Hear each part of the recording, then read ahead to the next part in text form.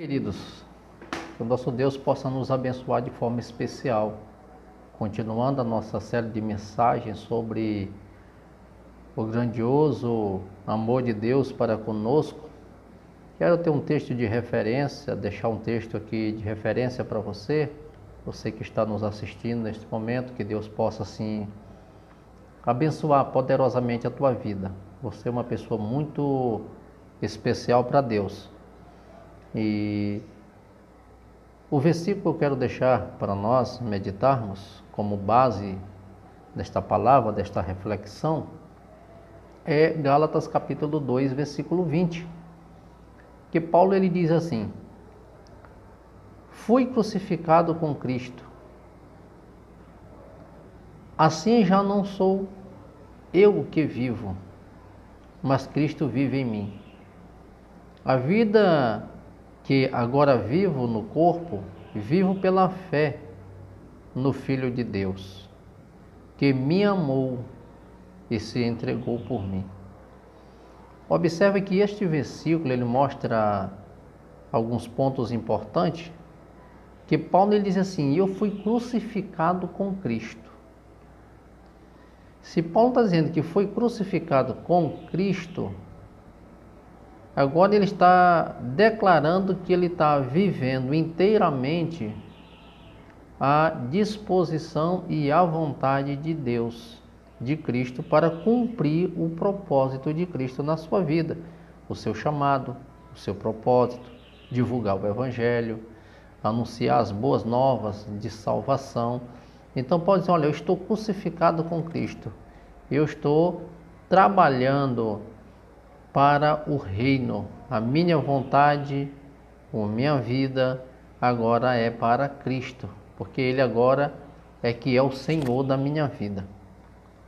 É por isso que ele diz: assim já não sou eu que vivo, mas Cristo que vive em mim. Ele está completando o que eu acabei de falar. Não sou mais eu que vivo, eu já não vivo mais para mim, para as minhas próprias vontades, mas é Cristo agora que vive em mim. Então, observe um ponto importante que próprio Paulo ele declara em Romanos capítulo 5, versículo 8, é justamente um complemento do que ele está falando aqui aos Gálatas capítulo 2, verso 20.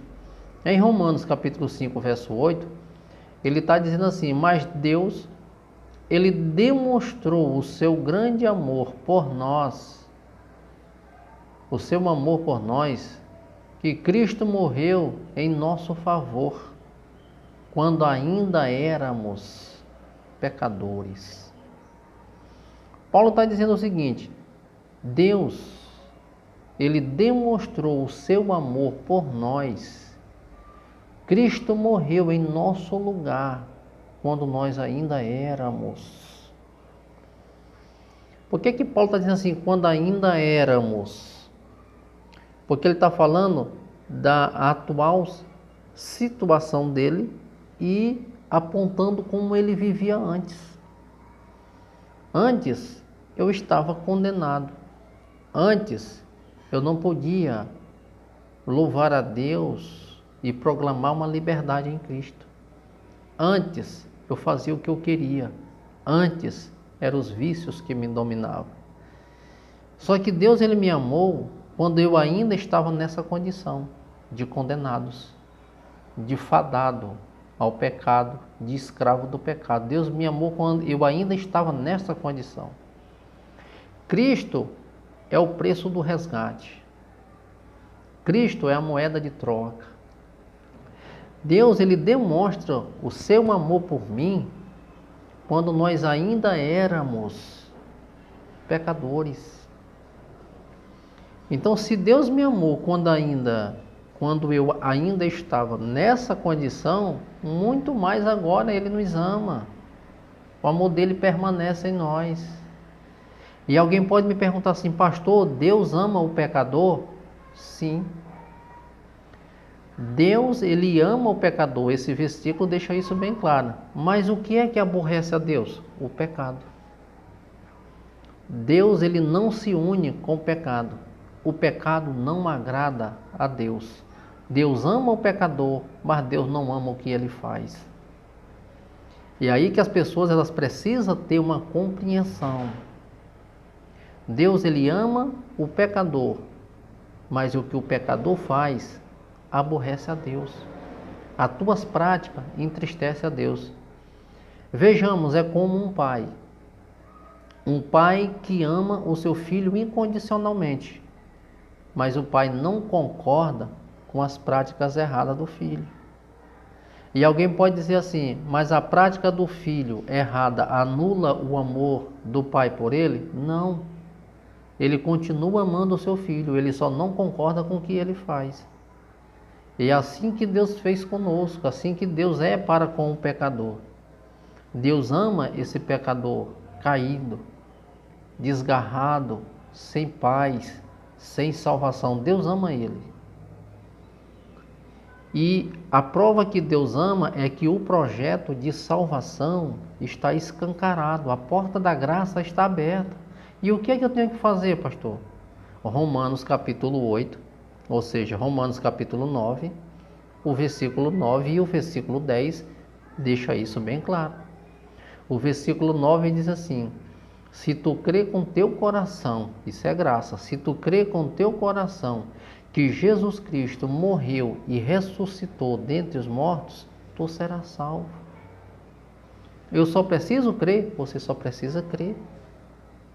E qual é a contrapartida? O versículo 10 complementa o versículo 9. Com o coração se crê para a justiça e com a boca se confessa para a salvação.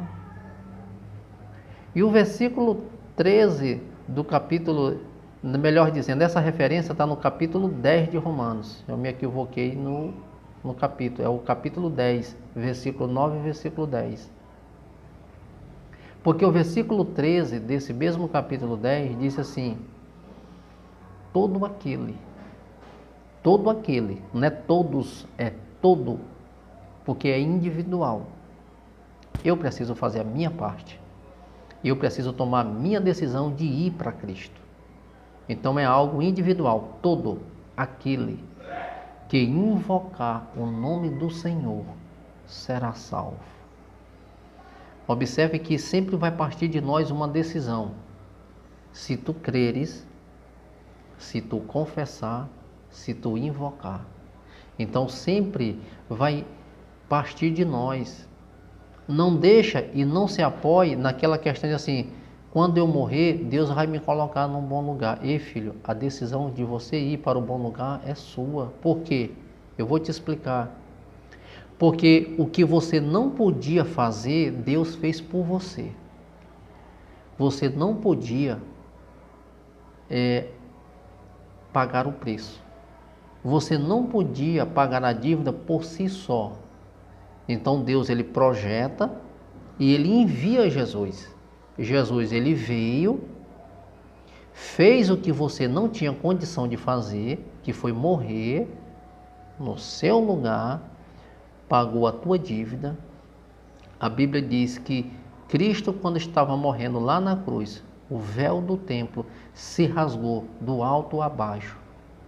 E Jesus, o véu do santuário. E Jesus disse assim: Pai, está consumado. Pai, a obra que era para mim fazer, a obra que o Senhor enviou-me para fazer, para cumprir, eu cumpri. Eu executei, eu concluí essa obra. Está consumado, agora é com eles. O que eles não podiam fazer, eu fiz, Pai. Eu abri a porta da graça para eles. Eu escancarei diante deles a oportunidade deles irem a Ti. Deles reconhecerem. Por quê? Porque no Antigo Testamento, você levava a sua oferta para o sacerdote oferecia a Deus. O sacerdote era uma espécie de mediador. Você não podia ir a Deus. Era o sacerdote que apresentava a tua oferta. E agora Jesus está dizendo assim: você, agora, você é a oferta. Você não precisa mais de um sacerdote para chegar a Deus, porque o sacerdote, que é Cristo Jesus, ele não ofereceu sacrifícios. Ele ofereceu-se a si mesmo. Jesus foi a oferta. Jesus foi o sacrifício. E agora ele oferecendo-se a si mesmo, ele disse: Pai, agora é com ele. Todo um homem, todo aquele que invocar o teu nome, ele será salvo. Pai, agora é todo que crê que eu morri e ressuscitei dentre os mortos, essa pessoa vai ser salva. Por quê? Porque agora ele creu com o coração e ele vai confessar com a boca. É por isso que Jesus diz assim: todo aquele que me confessar diante dos homens, eu confessá-lo-ei diante do meu Pai que está no céu. Vocês entenderam o propósito? Agora você pode chegar a Deus. Você pode, por isso que Paulo diz, Deus ele nos amou quando ainda nós éramos pecadores. Ele enviou Cristo para nos resgatar. Esse é o propósito da graça de Deus, está escancarado diante de nós, para que nós possamos realmente chegar a Deus. Observe que 1 João, capítulo 4, versículo 9, diz assim: foi assim que Deus manifestou o seu amor entre nós. Enviou o seu Filho unigênito ao mundo para que pudéssemos viver por meio dele. Nisso consiste o amor. Não em que nós tenhamos amado a Deus, mas em que ele nos amou e enviou seu Filho como propiciação para reparar. Propiciação pelos nossos pecados. Amados, visto que Deus assim nos amou, nós também devemos amar uns aos outros. Observe o que é que João está dizendo. Foi assim que Deus ele manifestou o seu amor entre nós. Como foi que Deus manifestou o seu amor entre nós? João diz, ele enviou o seu Filho, o seu unigênito, o seu único. Deus só tinha um, mas ele não privou desse um, ele enviou ele, unigênito, para que nós pudéssemos viver por meio dele. Nós pudéssemos viver por meio de Cristo. Por quê? Porque Cristo nos deu vida, nós não tínhamos, estávamos condenados. Então, por meio dele, ele nos deu condições de viver, ele nos deu vida, nos deu salvação.